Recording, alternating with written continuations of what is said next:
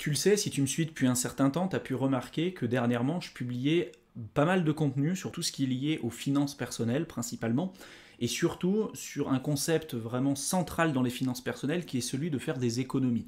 Alors je t'ai parlé pas mal de fois de frugalisme, je t'ai parlé aussi pas mal de fois de minimalisme, etc. etc. Et tout ça, ça pousse dans un objectif commun qui est celui de t'aider à faire des économies d'argent, parce que tu le sais, hein, l'équation de base, elle est relativement simple. Plus tu gagnes d'argent, plus tu as un niveau de vie qui est relativement faible, bah, plus tu vas te permettre d'économiser, et puis plus tu as d'économies, plus tu auras une capacité d'investissement qui sera importante, et donc plus tu vas pouvoir du coup accélérer l'atteinte de tes résultats personnels, que ce soit celui de l'indépendance ou de la liberté financière. Donc pour t'aider encore un peu plus dans cette démarche, j'ai décidé de te faire cette vidéo pour te présenter 5 moyens différents que tu n'as pas forcément essayé jusqu'à présent pour t'aider à faire des économies supplémentaires. Tu verras que dans ce que je vais t'expliquer, il y a beaucoup de bon sens. C'est pas forcément des techniques révolutionnaires, encore une fois, qui vont te rendre millionnaire, mais mis bout à bout, c'est des petites actions au quotidien qui peuvent faire une différence sur le long terme. Donc le premier cas, c'est, pour t'aider en tout cas à faire des économies d'argent, c'est d'acheter en cash directement. Moi ça c'est une méthode qui a été drastique pour moi. Il y a quelques années en arrière, quand j'utilisais ma carte de crédit, j'ai jamais été vraiment ultra dépensier de toute façon, mais des fois, on part en vacances, par exemple, avec des amis ou peu importe. On prévoit un budget. Par exemple, je dis des bêtises, allez, sur un week-end, on se dit, tiens, je vais faire un week-end à 300 euros. Et notre budget, c'est 300 euros. Donc, on emmène notre carte bancaire. Et puis, à chaque fois qu'on a quelque chose à payer, on va utiliser notre carte bancaire. Le problème avec ça, c'est que, bon, il y a des avantages. C'est très simple, on se prend pas la tête. C'est très facile à utiliser, etc., etc. L'inconvénient, c'est que on l'utilise machinalement et pour peu qu'on fasse les comptes à la fin de chaque mois, on a du mal à savoir si quelquefois on a dépassé notre budget ou si on s'en rapproche, etc., etc. Le fait d'utiliser du cash, tout de suite, on se rend beaucoup plus compte de l'argent qu'on dépense parce que en fait, on part avec une liasse de billets, par exemple dans le cas de ce que je t'ai évoqué tout à l'heure, 300 euros pour un week-end. Donc je vais retirer 300 euros, donc j'ai 300 euros directement en billets. Et à chaque fois que je vais payer, que ce soit au restaurant, que ce soit pour un péage, que ce soit peu importe pour une sortie ou quoi que ce soit, je vais à chaque fois sortir l'argent de mon portefeuille. Et je sais que ces billets qui sont dans mon portefeuille, à chaque fois que je vais les utiliser, je vais voir cet argent partir. Et si finalement, sur un week-end de 3 jours, j'avais prévu un budget de 300 euros ou de 400 euros, si je me rends compte au bout du premier jour, déjà j'en ai utilisé 300, il y a un problème. Et tu vois, tout de suite, ça va permettre de me mettre un petit peu une alarme dans la tête en me disant, bah là je suis en train de dépasser mon budget, ou je fais pas les choses correctement, ou j'avais peut-être sous-estimer l'argent dont j'avais besoin pour pouvoir passer le week-end avec des amis, par exemple. Tu vois. Mais l'idée d'utiliser du cash, en fait, tu vas avoir beaucoup plus tendance à te rendre compte de l'argent que tu vas dépenser et ça va avoir un effet psychologique important, voilà, sur les dépenses que tu vas faire. Tu vas te poser beaucoup plus la question que ce que tu n'aurais pas forcément fait si tu avais utilisé tout simplement une carte de crédit classique. Donc c'est une première solution, franchement, essaye-le. C'est un peu plus usant, j'ai envie de dire, comme méthode à utiliser, parce que se trimballer tout le temps avec du cash, c'est pas forcément intéressant. Et puis on n'a pas envie de se trimballer non plus avec des grosses liasses de billets tout le temps. Mais voilà, essaye de le faire. Pas forcément, tu vois, que si tu pars 3 semaines, pars pas avec 3000 euros, 3000 euros directement en cash, hein, bien évidemment. Mais tu vois, tu peux déjà retirer petit à petit. Mais essaye déjà de le mettre en place, tu vois, quand tu vas au restaurant ou quand tu fais un petit budget pour un week-end. Essaye de le faire, de voir déjà si au niveau de ton cerveau, au niveau de ton état d'esprit, ça change quelque chose. Et après, voir comment tu peux l'adapter aussi dans ta propre vie. Donc ça, c'est un premier moyen, c'est une première méthode. La seconde méthode, c'est d'utiliser tout simplement, de faire on va dire, des mauvaises recherches sur Internet. Parce que tu le sais, sur Internet aujourd'hui, tu peux tout acheter. Il y a tout qui est disponible, que ce soit sur Amazon, eBay, Cdiscount, bref, il y a plein de plateformes aujourd'hui qui te permettent d'acheter tout et n'importe quoi. Et malheureusement, je me rends compte qu'il y a beaucoup de personnes qui n'utilisent pas forcément la concurrence. Ils vont sur un site sur lequel ils ont toujours eu l'habitude d'aller et ils n'ont pas l'habitude de comparer ce qui se fait. Alors l'idée, c'est pas toujours d'aller chercher au moins cher, parce que d'aller chercher toujours au moins cher, on peut des fois dégrader un peu la qualité et on va dire la durée de vie du produit ou du service qu'on peut potentiellement acheter. Mais il y a un site que je te mettrai dans la description de la vidéo qui s'appelle mareduc.com et sur lequel en fait tu vas pouvoir avoir, en fait c'est un listing de toutes les plateformes qui peuvent vendre des produits ou des services par catégorie et sur lequel tu as des réductions ou des promos à l'instant T. Voilà. Donc l'idée c'est pas de te faire acheter tout et n'importe quoi, mais si tu avais pour objectif d'acheter, je sais pas moi, un robot de cuisine par exemple, tu peux aller sur ce site et tu peux regarder si ce robot de cuisine, il est en vente dans sur un autre site internet ou sur une autre boutique, par exemple, sur lequel il y a en ce moment des promotions ou des réductions à l'instant T ou des soldes, tu vois.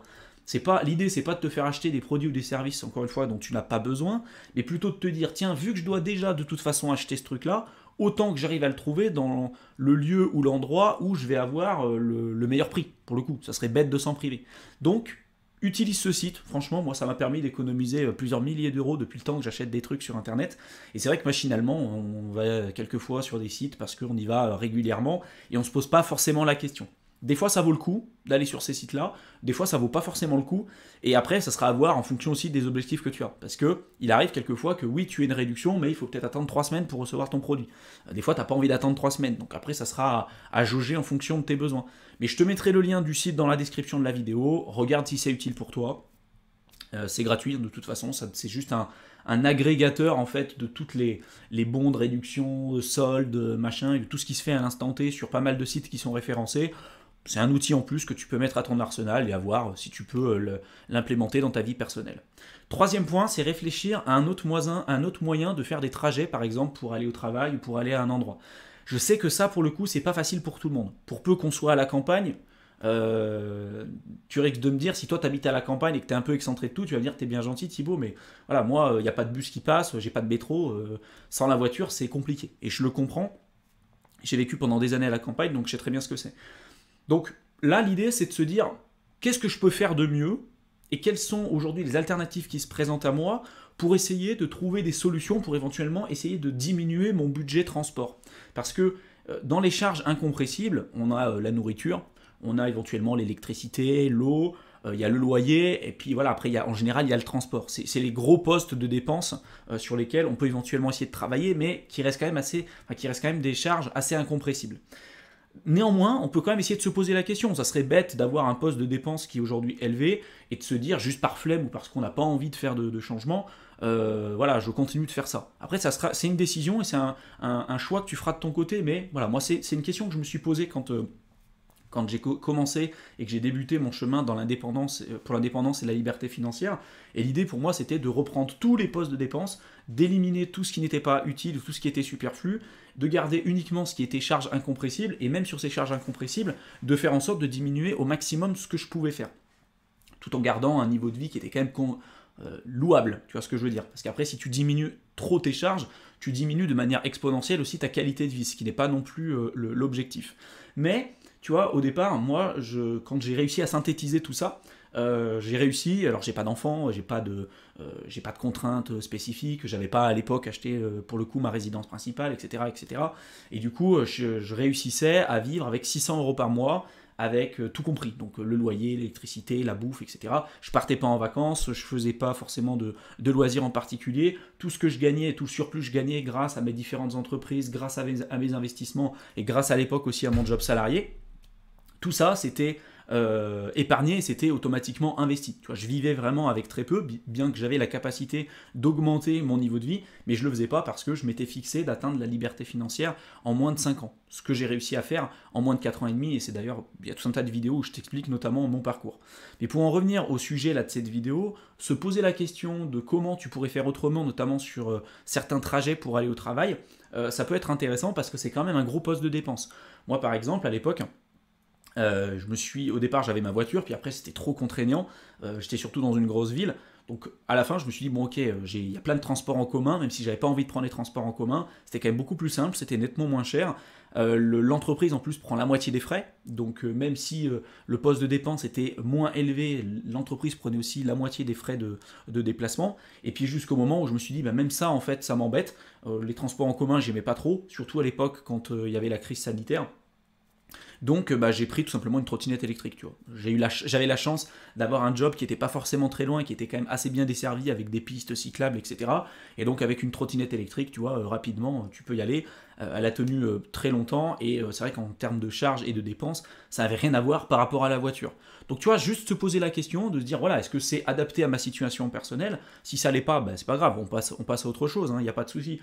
Mais toujours de se dire, voilà, qu'est-ce que je pourrais éventuellement faire? Est-ce que je peux pas négocier aussi de bosser peut-être un peu plus en télétravail et de pas forcément me déplacer tout le temps? Il y a des jobs aujourd'hui qui peuvent très bien se permettre de travailler une partie du temps en télétravail et donc de pas avoir des frais de déplacement. Encore une fois, donc ça peut être un moyen aussi pour toi de négocier, mais de se poser la question, voilà, quand je veux aller à un endroit, est-ce que je pourrais pas éventuellement prendre le vélo? Est-ce que je pourrais pas y aller à pied? Est-ce que si c'est trop loin, bah tiens, on va peut-être essayer de trouver un endroit qui est peut-être un petit peu plus proche. Voilà, c'est toujours essayer de conscientiser les choses qu'on fait machinalement et de se dire, bah tiens, est-ce que c'est vraiment me priver que de changer ces plans-là?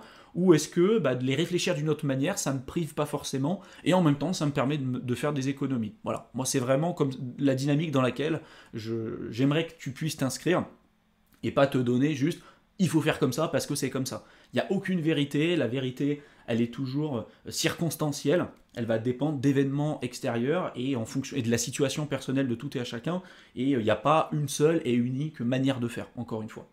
Le quatrième moyen que tu n'as pas forcément essayé pour pouvoir économiser de l'argent, c'est d'acheter aussi on va dire, de produits ou de services de seconde main, surtout de produits de seconde main. Il y a un site qui s'appelle Back Market, sur lequel tu peux acheter des produits reconditionnés, ça peut être des téléphones, des ordinateurs, etc., qui sont la plupart du temps en très bon état, donc, et qui sont bien moins chers que ce que tu pourrais avoir en allant sur des sites qui vendent des produits neufs, comme la Fnac ou Boulanger ou même Amazon. Voilà, moi je t'invite à vraiment aller sur ce genre de site. Tu verras que souvent tu peux trouver vraiment ce qui t'intéresse. La qualité des produits est vraiment bien, que ce soit les téléphones, que ce soit les ordinateurs, etc., etc. Ils ont même la plupart du temps des garanties aussi d'utilisation. Donc s'il y a un problème, tu as des assurances, tu as des trucs. Donc juste, la plupart du temps, les gens ne savent même pas que ça existe. Donc, je t'en parle. Essaye de regarder si tu peux pas acheter des produits de seconde main. Et c'est comme un peu ce que j'avais expliqué quand j'avais fait une vidéo sur les voitures. Beaucoup considèrent que d'acheter une voiture neuve, c'est un bon achat parce que la voiture neuve, derrière, si on prend une voiture d'occasion, elle tombe plus rapidement en panne, etc. Et il y a plein de calculs qui te montrent en réalité que c'est pas vrai. Du moment où tu achètes ta voiture neuve, que tu sors du concessionnaire, elle a déjà perdu 20% de sa valeur. Souvent, tu la prends à crédit. Alors, tu as des taux d'intérêt qui sont hyper importants. Tu as acheté un produit qui va se déprécier avec le temps à crédit. Donc là, tu as fait vraiment tout ce qu'il fallait pas pour le coup en termes de finances personnelles pour augmenter ta capacité d'épargne et ta capacité d'investissement. Donc tout ça, vraiment, c'est une dynamique dans laquelle il faut que tu arrives à t'inscrire et d'essayer de mettre des actions en place qui sont en adéquation avec les objectifs que tu t'es fixés.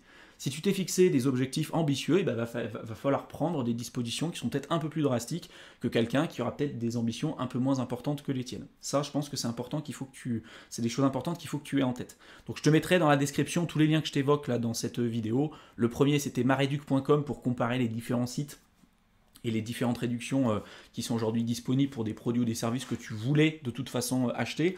Et le dernier, c'est Back Market pour te permettre de voir les produits notamment de seconde main. Et enfin, c'est de demander des cartes de fidélité sur chaque magasin qu'on utilise déjà. Moi, ça, c'est un truc que j'ai fait bien plus tard et je le regrette. Alors, c'est pas des sommes astronomiques que tu vas gagner. Mais des fois, juste de le demander, c'est tout bête parce que tu vas dans des magasins où de toute façon, tu vas faire tes courses, où tu utilises déjà les produits ou les services de manière habituelle.